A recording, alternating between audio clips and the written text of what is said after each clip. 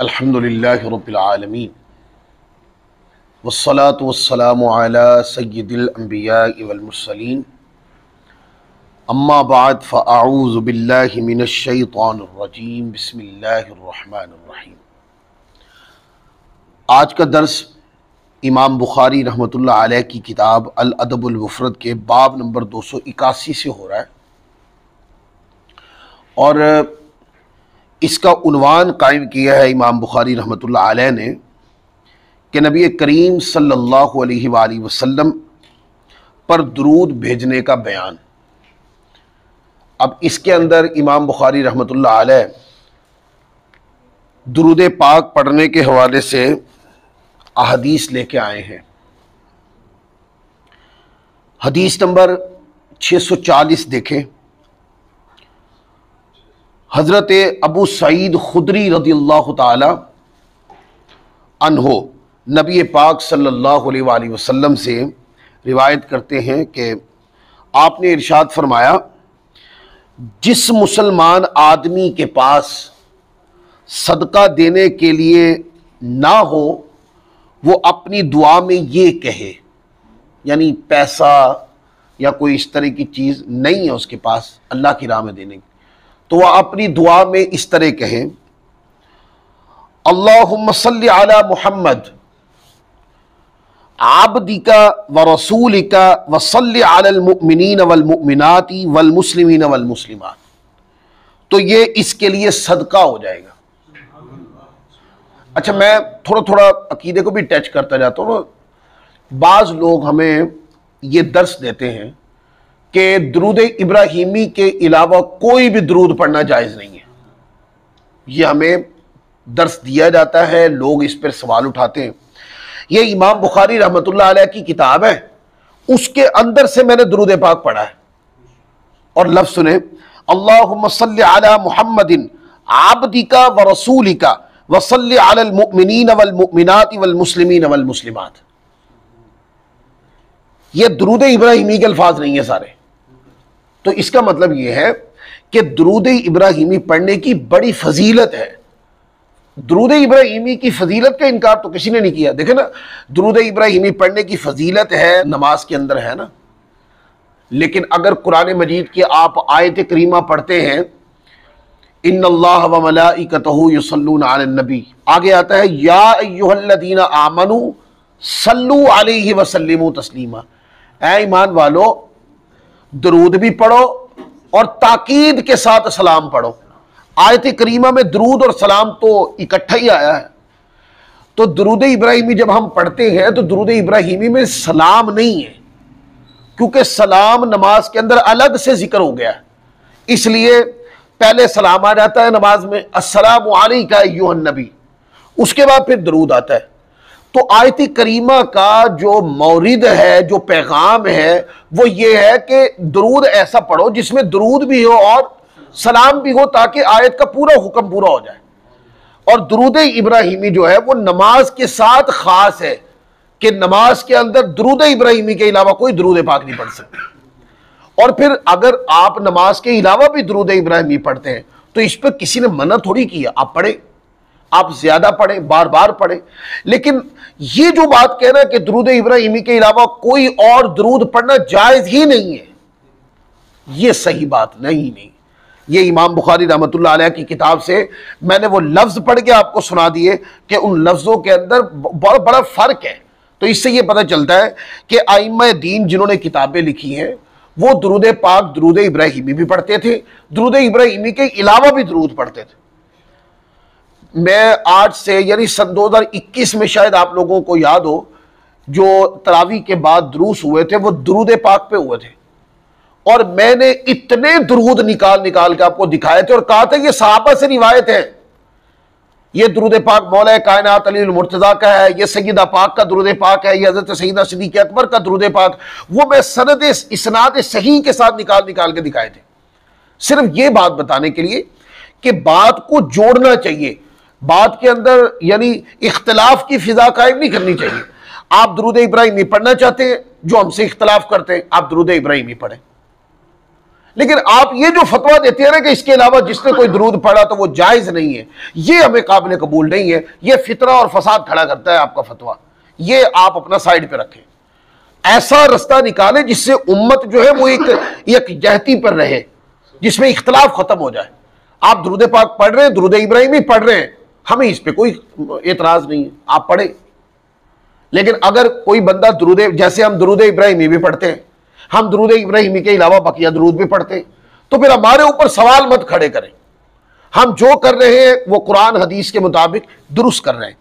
फिर आगे देखें, हदीस नंबर 641 है, हजरत अबू हुरैरा रज़ियल्लाहु ताला अन्हु से रिवायत है, नबी पाक सल्लल्लाहु अलैहि वसल्लम से आपने इरशाद फरमाया, जिस शख्स ने ये कहा अल्लाहुम्मा सल्ली अला मुहम्मद व अला आलि मुहम्मदिन कमा सल्लैत अला इब्राहीम व अला आलि इब्राहीम व बारिक अला मुहम्मदिन व अला आलि मुहम्मदिन कमा बारकत अला इब्राहीम व आलि इब्राहीम व तरहम अला मुहम्मदिन व अला आलि मुहम्मदिन कमा तरहमत अला इब्राहीम व अला इब्राहीम व आलि इब्राहीम, तो उसके लिए मैं क़यामत के दिन गवाही दूंगा और उसके लिए शफाअत करूंगा।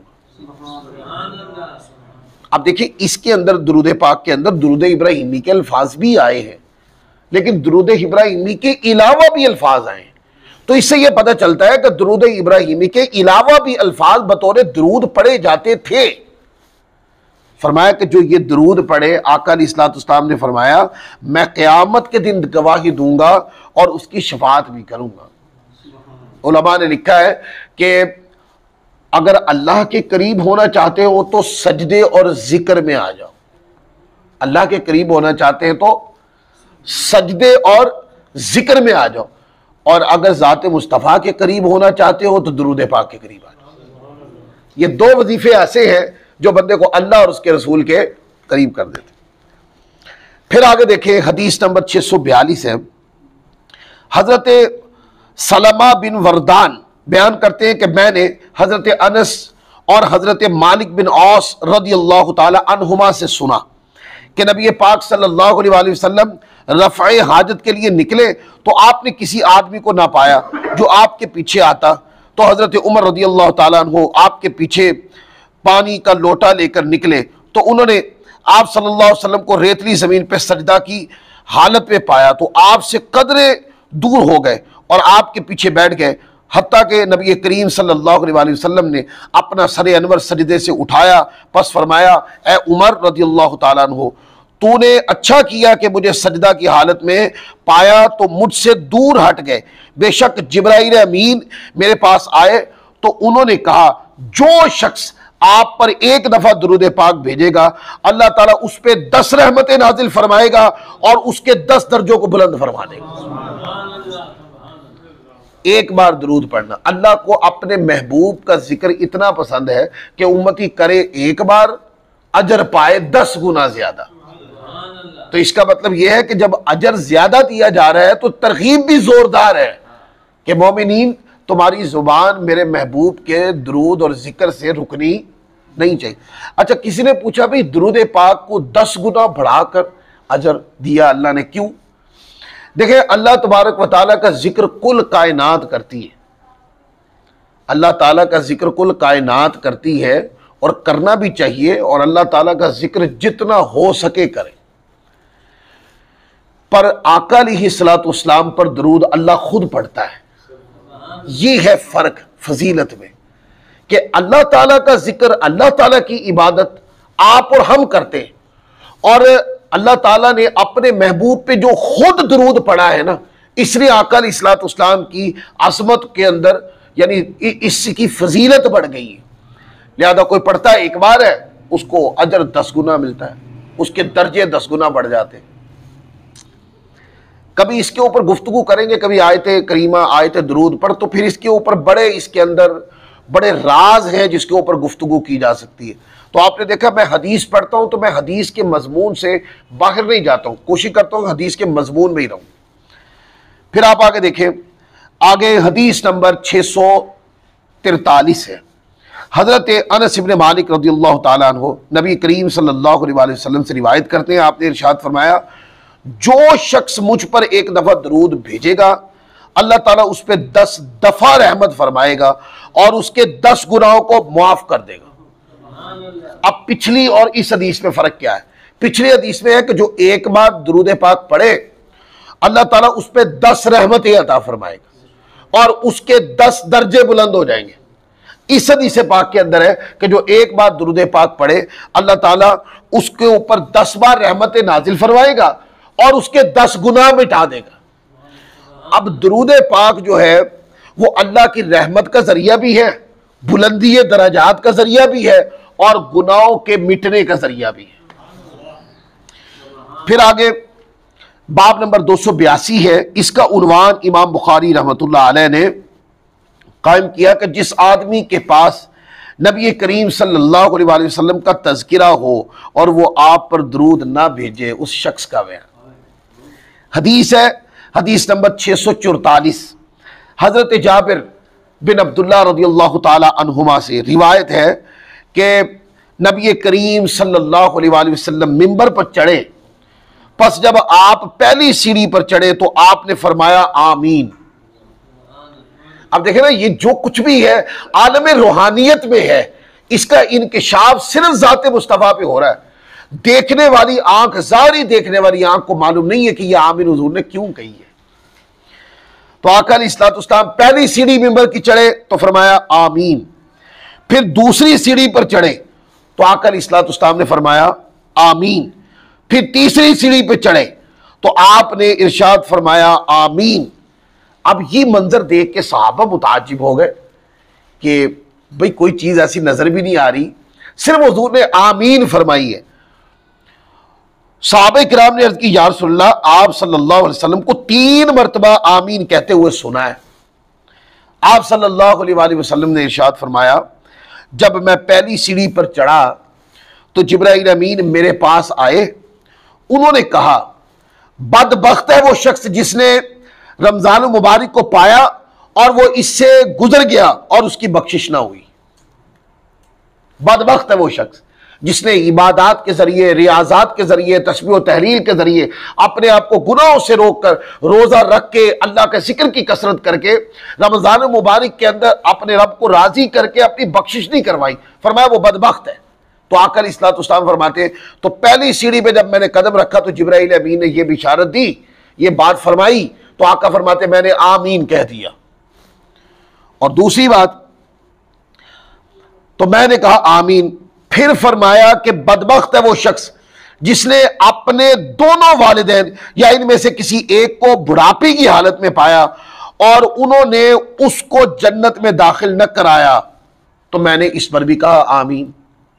यानी इसमें यह कहा गया कि मां बाप को पाया या दोनों में से किसी एक को पाया और उनकी खिदमत करके जन्नत नहीं कमाई, वो भी बदबख्त है। आका फरमाते हैं जब जिब्राइल अमीन ने यह कहा तो मैंने कहा आमीन। फिर फरमाया कि बदबख्त है वो शख्स जिसके पास आपका तज़किरा हो और वो आप पर दरूद न भेजे। आका फरमाते मैंने कहा आमीन। अब उलमा ने इस पे लिखा है कि मजलिस के अंदर ना पहली बार जिंदगी के अंदर एक बार दरूद पढ़ना फर्ज है। क्या है? क्योंकि कुरान मजीद की आयत करीमा में है या अय्युहल्लज़ीना आमनू सल्लू, ऐ ईमान वालो दरूद पढ़ो। ये अमर का सीगा है तो ये फर्ज को मुस्तलजिम है, यानी इससे बंदे दरूद पाक पढ़ने की फर्जियत साबित हो जाती। लिहाजा जिंदगी में एक बार दरूद पढ़ना क्या है? फर्ज है। अच्छा, मजलिस है कोई और उसके अंदर पहली बार आका अलैहिस्सलाम का नाम नामी इसमें गिरामी आया है तो पहली बार दरूद पाक पढ़ना वाजिब है उस मजलिस के अंदर। अच्छा, उसके बाद उस मजलिस में बार बार हुजूर का जिक्र हुआ, नात पढ़ी गई, बार बार जिक्र हुआ। अब जितनी बार भी दरूद पढ़ेंगे ये दरूद पाक मुस्ताहब है, जितना पढ़ेंगे उतनी ज्यादा फजीलत है इसकी। लिहाजा इन चीजों को ज़हन में रखा करें कि जब मजलिस के अंदर पहली बार नाम मोहम्मद मुस्तफ़ा जिक्र हो तो दरूद पाक लाजमी पढ़े कि तब दरूद पाक पढ़ना वाजिब हो जाता है। फिर आगे देखें और फिर देखें ना, ये ईमान का भी तकाजा है ना कि जान रहमत का जिक्र हो और लबों से दरूद ना निकले। सब कुछ उनके सदके मिला, सब कुछ उन्होंने अता किया, उनके करम ने अता किया, आज यार हम अपने ईमान तक और अपने ऊपर अल्लाह ताला की जितनी करम नवाजियाँ हो रही हैं, इन सब के अंदर तो नबी करीम सल्लल्लाहु अलैहि वसल्लम के मोहताज हैं। तो क्या वजह कि आपका जिक्र आए तो हम लापरवाही में रहें और हुजूर का जिक्र आए और दरूद न पढ़े? मोमिन कामिल ही वो है कि आका अलैहिस्सलाम का जिक्र आए और जुबान तर हो जाए हुजूर अलैहिस्सलाम पे दरूद पढ़ने से। फिर आगे हदीस नंबर 645 है। हजरत अबू हुरैरा रज़ियल्लाहु ताला अन्हु से रिवायत है कि रसूलुल्लाह सल्लल्लाहु अलैहि वसल्लम ने इरशाद फरमाया कि जिस शख्स ने मुझ पर एक दफा दरूद भेजा, अल्लाह ताला उस पर 10 रहमतें नाज़िल फरमाता। फिर आगे हदीस नंबर 646 है। हजरत अबू हुरैरा रज़ियल्लाहु ताला अन्हु से रिवायत है, आका अलैहिस्सलाम मिंबर पर चढ़े, अब ये दूसरी बार आ गई, तो आपने फरमाया आमीन आमीन आमीन 3 बार फरमाया। आपसे अर्ज की, या रसूलल्लाह आप क्या फरमा रहे थे? आपने इरशाद फरमाया, मुझसे जिब्राइल अमीन ने कहा, खाक आलूद हो उस आदमी की नाक जिसने अपने वालिदैन या इनमें से किसी एक को पाया और वो उसे जन्नत में दाखिल ना करा सके, यानी खिदमत ही नहीं की माँ बाप की। मैंने कहा कि आमीन। फिर कहा, खाक आलूद हो उस शख्स की नाक जिसने रमजान मुबारक को पाया उसकी मगफिरत ना हुई। मैंने कहा आमीन। फिर कहा, खाक आलूद हो उस शख्स की नाक जिसके पास आपका तज़किरा किया जाए और वो आप पर दरूद ना भेजे। आका फरमाते मैंने इस पर भी कहा आमीन। फिर आगे हदीस नंबर 647 है। हजरत जुवैरिया बिन्त हारिस रज़ियल्लाहु ताला अन्हा से ये रिवायत है कि नबी करीम सल्लल्लाहु अलैहि वसल्लम उनके पास से निकले और उनका नाम बर्रा था, तो नबी करीम सल्लल्लाहु अलैहि वसल्लम ने उनका नाम बदल के जुवैरिया रखा। बस आप निकले और आप सल्लल्लाहु अलैहि वसल्लम ने नापसंद जाना कि आप अंदर दाखिल हों और उसका नाम बर्रा हो। फिर आप सल्लल्लाहु अलैहि वसल्लम उनके पास उस वक्त आए जब दिन चढ़ चुका था और वो अपनी इसी जगह बैठी हुई थी। आप सल्लल्लाहु अलैहि वसल्लम ने फरमाया, तू अभी अपनी इसी जगह पर बैठी है, बेशक मैंने तेरे बाद 4 कलिमे 3 बार पढ़े, अगर इन कलिमों का तेरे कलिमों के साथ वजन किया जाए तो ये कलिमे वजनी होंगे। और फिर आगे वो कलिमात फरमा दिए। फरमाया, वो अब उर्दू तर्जमा आपकी आसानी के लिए पढ़ देता हूँ। पाक है अल्लाह की ज़ात और उसी की तारीफ है, उसकी मखलूक की तादाद के बराबर, उसकी ज़ात की रज़ा के बराबर और अर्श के वजन के बराबर और उसके कलिमात की तादाद के बराबर। ये अल्लाह ताला की हम्द हुजूर अलैहिस्सलाम ने बयान की। अच्छा, तरगीब इसमें क्या है? तरगीब इसके अंदर यह है कि आपको जब भी मौका मिले तो आप अल्लाह तबारक व तआला के जिक्र से अपनी जुबान को तर कर लें। इसका अमूमी मफाद हदीस का ये है। फिर आगे हदीस नंबर, इसी हदीस का हिस्सा है। हज़रत अब्दुल्लाह बिन अब्बास रज़ियल्लाहु ताला अन्हुमा से रिवायत है कि नबी करीम सल्लल्लाहु अलैहि वसल्लम हज़रत जुवैरिया रज़ियल्लाहु ताला अन्हा के पास से निकले और ये नहीं कहा अन जुवैरिया सिवाय एक दफ़ा के। ये अल्फाज मैंने इसलिए पढ़ दिए, ये अगरचा आपकी ज़रूरत नहीं है लेकिन ये रिकॉर्ड हो रहा है ना, तो कई साहिबे इल्म सुनते हैं तो उनको पता है कि ये हदीस पाक का हिस्सा है। आगे हदीस नंबर 648 है।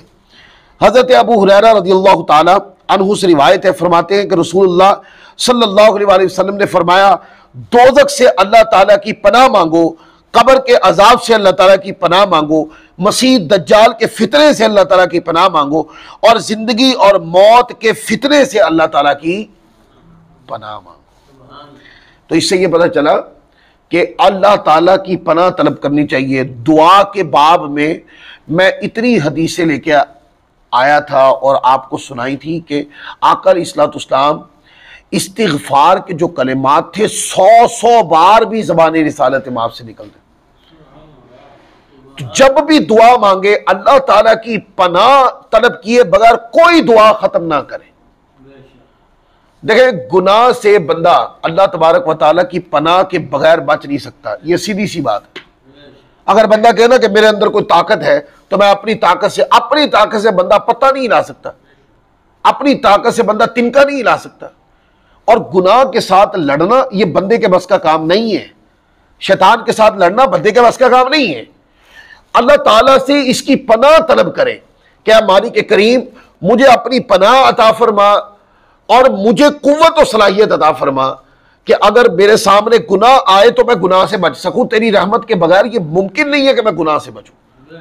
और अगर बंदा दुआओं में इस तरीके से पनाह तलब करने लग जाए तो अल्लाह ताला, जब पनाह मांग रहा है अल्लाह का बंदा, तो अल्लाह ताला पनाह अता फरमा देता है अपने बंदे को। और जिसको अल्लाह ताला ने पनाह दे दी ना, उसी कोई इज्जत है, उसी कोई शरफ है, वही गुनाह से बचता है और वही इबादत के अंदर कामिल होता है। लिहाजा सुबह शाम 5 बार कम अज कम बंदा नमाज पढ़ता है तो 5 बार दुआ करिए, हाथ उठाता है कि नहीं? 5 बार अल्लाह ताला से पनाह मांग ले। आऊज़ु बिल्लाहि मिनश शैतानिर रजीम पढ़ते हैं ना, शैतान से, शैतान मरदूद से हम अल्लाह ताला की पनाह में आते हैं। क्या मौला हमें अपनी पनाह दे दे और शैतान मरदूद से बचा ले। इसी तरह दुआ करते हुए साथ अल्फाज जोड़ ले, मौला मुझे शैतान से भी पनाह अता फरमा, मुझे गुनाह से भी पनाह अता फरमा, मुझे बेहयाई से पनाह अता फरमा, और ऐ मालिक करीम मुझे जुल्म से पनाह अता फरमा। मुझे मेरे शर से किसी को तकलीफ होनी हो तो मौला मेरे शर से भी पनाह अता फरमा। कि बंदे के अंदर भी शर है कि आप देखते ना कि बंदा किसी को तकलीफ दे देता है, ये बंदे का अपना शर है। तो अल्लाह ताला की पनाह, मौला मुझे पनाह अता फरमा कि मेरे शर से भी किसी को तकलीफ ना हो। तो अपनी दुआओं के अंदर इन चीजों को जिंदा करें। आज का दर्स इसी मुकाम पर खत्म करते हैं। अल्लाह ताला हम सबको अमल की तौफीक अता फरमाए। वमा अलैना इल्लल बलागुल मुबीन।